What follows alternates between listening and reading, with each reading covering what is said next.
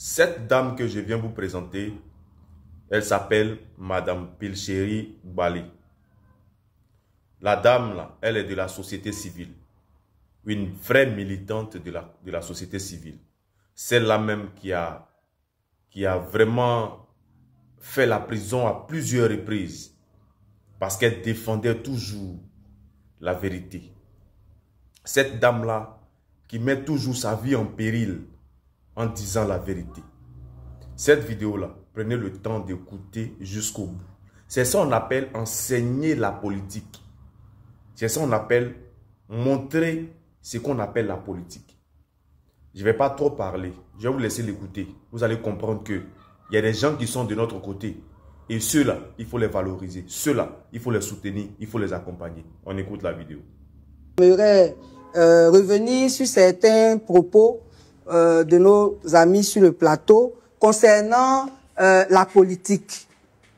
Je crois que plusieurs sont mal informés sur ce que c'est que la politique, qui sont les acteurs politiques, quelle est la différence entre la société civile et les partis politiques. Je vais essayer de résumer les choses, on espère qu'ils comprendront. Dans tous les cas, le b.a.-ba des sciences politiques, c'est d'enseigner aux étudiants que il y a 3 catégories d'acteurs politiques.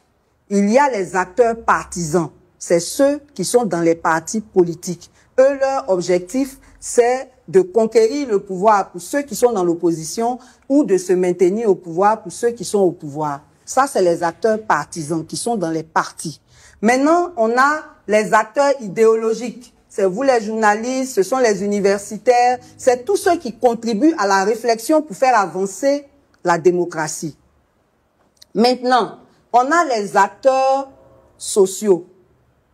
La société civile, là, nous sommes aussi des acteurs. Il n'y a rien qui ne soit politique.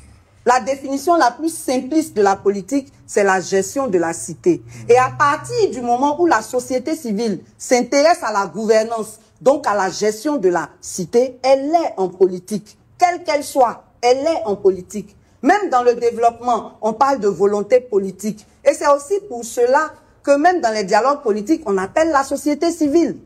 Donc nous sommes des acteurs politiques. Seulement nous, notre objectif, c'est pas la conquête du pouvoir, c'est la bonne gouvernance. C'est d'être l'arbitre de la gestion de la cité. Donc il n'y a pas de complexe à dire qu'on fait de la politique. Oui, je fais de la politique à travers la société civile et je continuerai de le faire ainsi. Et vous avez le droit de soutenir les partis politiques? Oh non, pas les partis politiques. J'ai le droit de soutenir une initiative d'un parti politique que j'estime être dans l'intérêt du peuple et dans l'intérêt de la paix. Et c'est ce que je fais. Je n'ai pas besoin de la permission de quelqu'un ou de l'approbation de quelqu'un pour cela.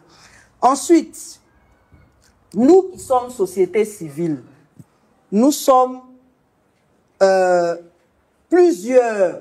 Il y a ceux qui travaillent uniquement dans le développement. Il y a des organisations qui vont vous dire, nous, on s'occupe des grossesses en milieu scolaire. Nous, c'est la santé. Nous, c'est l'éducation, l'environnement, ainsi de suite. Nous, là, on fait ce qu'on appelle le contrôle citoyen de l'action publique.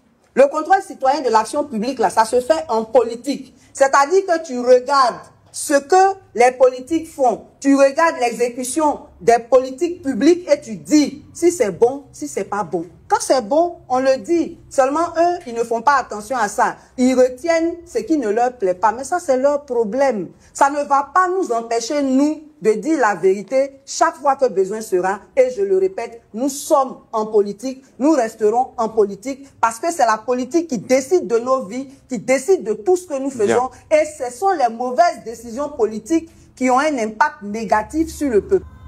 Si tu es d'accord avec ce qu'elle vient de dire, c'est simple. Donne ton avis en commentaire, partage la vidéo et surtout, n'oublie pas de t'abonner. Car le combat, il est encore très rude. Que Dieu bénisse la Côte d'Ivoire.